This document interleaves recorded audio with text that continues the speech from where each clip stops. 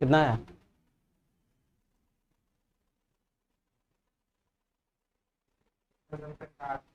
क्या कह रहा है क्वेश्चन में? क्वेश्चन में कह रहा है आपका कि एक कॉपर तार जिसकी लंबाई कितना है 200 मीटर।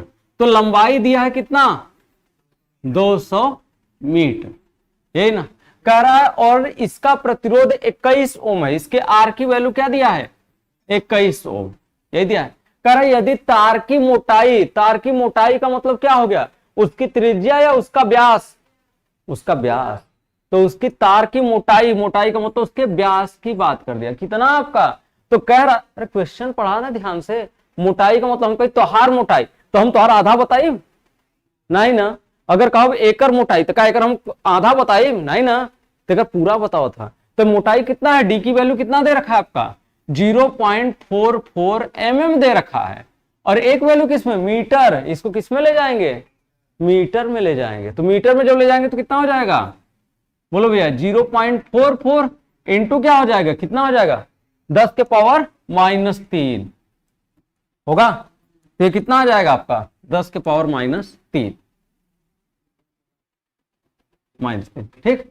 आपका फार्मूला क्या होता है कह रहा तार का विशिष्ट प्रतिरोध आर बराबर होता है रो एल बाई क्या ए। तो रो बराबर क्या हो जाएगा आर ए बाई एल।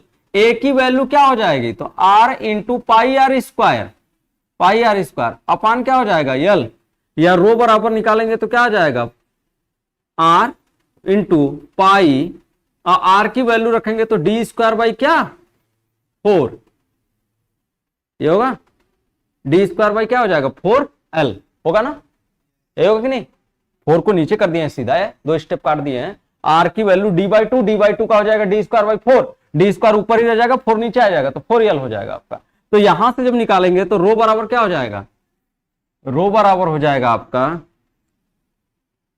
रो बराबर क्या भैया क्या कह रहा है आर की वैल्यू कितना, तो आर की वैल्यू बोला है 21 ओम। तो 21 गुणते क्या बोला है पाई की वैल्यू कितना 3.14 गुणते डी की वैल्यू कितना बोलो भैया डी की वैल्यू कितना 44 गुणते 10 के घाते 5 कर दे तो ये हो जाएगा 44 गुणते क्या 10 के घाते -5 हो जाएगा। तो ये किसका मान हो गया डी का मान, और वो भी उसका क्या होल स्क्वायर होगा, ये इसका होल स्क्वायर ना जी, इसका होल स्क्वायर है ना। और क्या बोला अपान 4L, तो अपान क्या हो जाएगा 4 इंटू यल की वैल्यू कितना दे रखा है यल की वैल्यू 200 मीटर दे रखा है। तो कितना आ जाएगा भैया हल करो, रो बराबर क्या हो जाएगा 21 गुणते 3.14 और गुणते कितना आया है 44 का होल स्क्वायर, बोलो भैया 44 का होल स्क्वायर कितना आया है निकाले है ना, जल्दी बताइए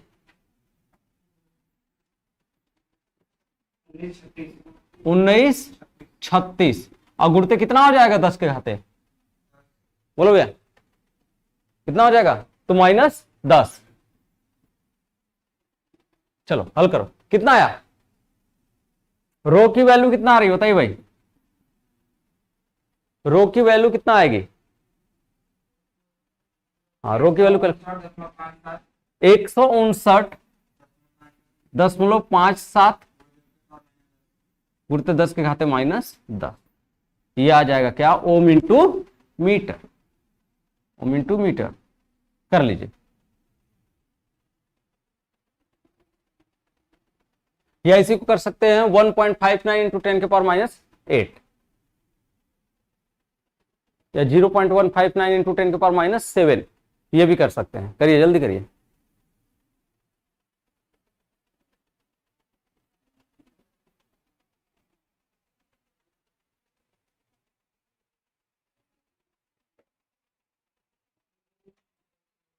हो गया, चलिए अगला क्वेश्चन देखिएगा।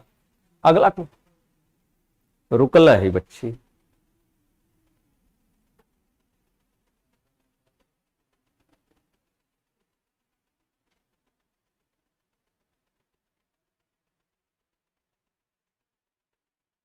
हो गया।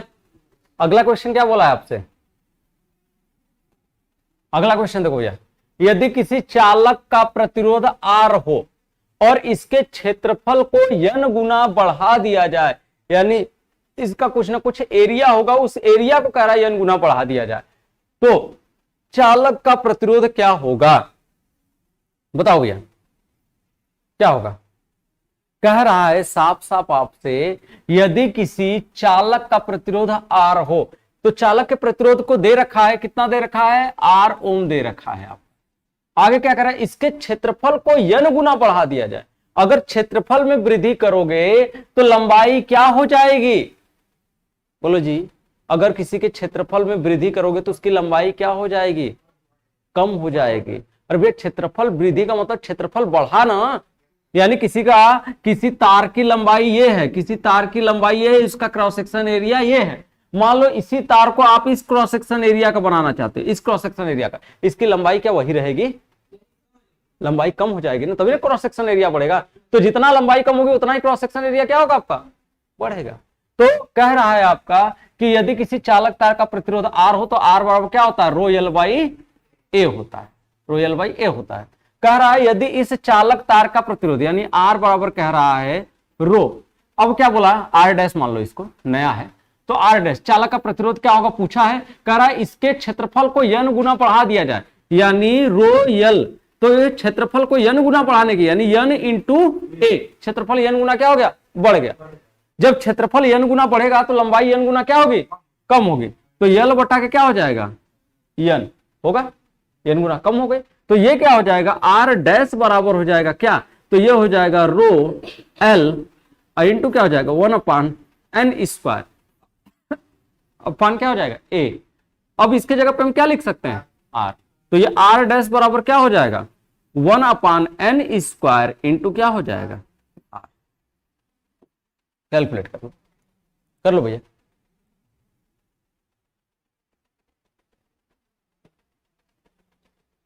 हो गया? अरे रुके ही है।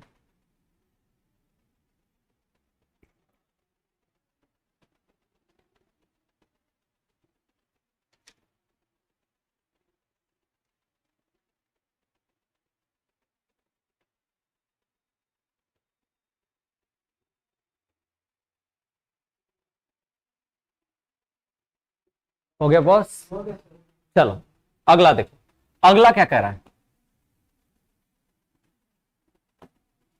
अगला क्वेश्चन, यदि किसी चालक का प्रतिरोध R हो, उसके व्यास को n गुना बढ़ा दिया जाए तो चालक का प्रतिरोध क्या होगा? किसकी बात किया? उसके व्यास को कहा। व्यास को क्या कर दिया जाए? व्यास को कह रहा है n गुना बढ़ा दिया जाए। चलो इस क्वेश्चन को कौन लगा लेगा? ना ये लगा भाई कि लगा के कई बार कॉलेज का छुट्टी है ना? अरे आज छुट्टी है ना कॉलेज का। लो जी,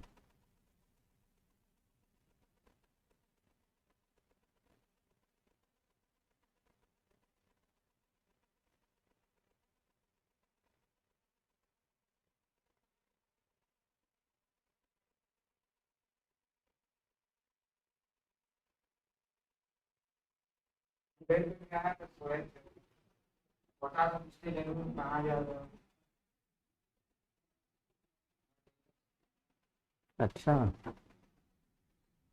भाव बढ़ गया उनका भी।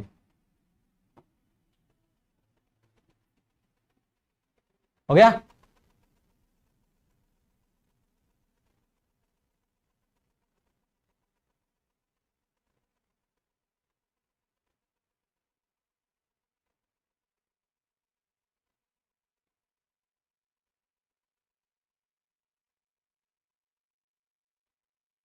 आपसे कि यदि किसी चालक का प्रतिरोध R हो तो R बराबर हम मान ली कि रो एल बाई ए होगा, मान ली। आगे कह रहा है यदि और उसके व्यास को क्या किया जाए? n गुना बढ़ा दिया जाए। कह रहा है ये तो हम एक ले लिए, अब हम दूसरे की बात कर रहे हैं। R बराबर रो एल बाई ए। अब हम इस नए वाले की बात कर रहे हैं, इसको बढ़ाएंगे घटाएंगे, ये पुराने वाले को हम वैसे ही रख दिए। अब कह रहा है R डैश बराबर क्या? रो एल बटा के ए का मान रख देते हैं पाई डी स्क्वायर बाई 4 रखेंगे ना।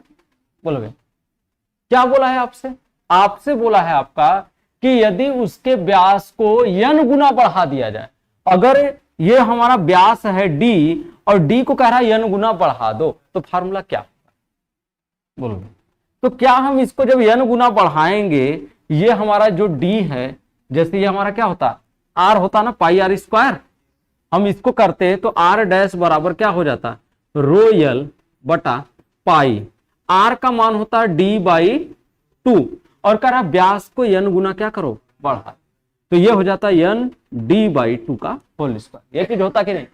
तो ये जब हम इसको हल करते तो r डैश बराबर क्या निकल के आता है, r डैश बराबर निकल के आता, ये आता रो यल अपान क्या हो जाता, अपान हो जाता पाई n स्क्वायर, तो पाई n स्क्वायर होगा, और ये क्या हो जाएगा d स्क्वायर बाई 4, तो ये हो जाएगा d स्क्वायर बाई क्या होगा कि नहीं। अच्छा बताओ जब उसका व्यास n स्क्वायर गुना बढ़ रहा है, n गुना बढ़ा था लेकिन बढ़ कितना गया, n स्क्वायर गुना बढ़ गया, तो लंबाई क्या हो जाएगी, बढ़ेगी कि कम होगी, कितना कम होगी, n स्क्वायर गुना कम होगी ना, तो यही चीज है इसमें। तो ये लंबाई भी क्या हो जाएगी, n स्क्वायर गुना क्या हो जाएगी, कम हो जाएगी, क्योंकि जितनी गुना आपका बढ़ेगा ये d, उतना ही गुना लंबाई क्या होगी, कम होगी। तो ये क्या हो जाएगा r डैश बराबर हो जाएगा क्या रो l बटा के क्या हो जाएगा ये, तो ये हो जाएगा पाई n स्क्वायर और इंटू इसका भी तो रो l बाई n स्क्वायर भी तो आएगा, n स्क्वायर हो गया, इंटू क्या हो जाएगा d स्क्वायर बाई क्या हो जाएगा 4।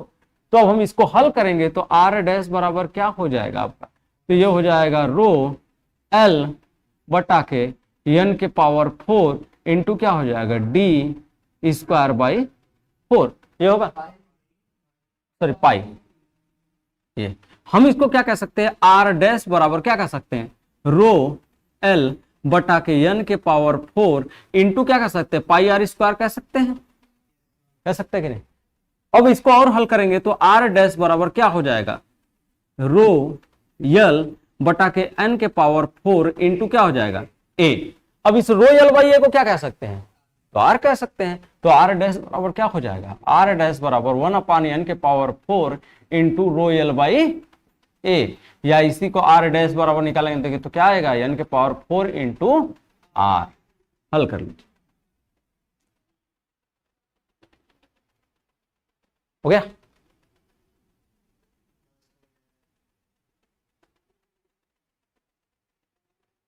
ये गुना सुना पे बड़ा क्वेश्चन देता है,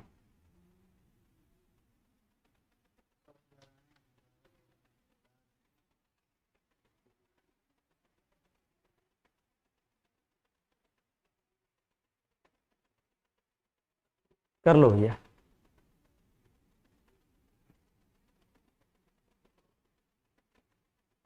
अगला क्या है, अच्छा रुके रुके भाई,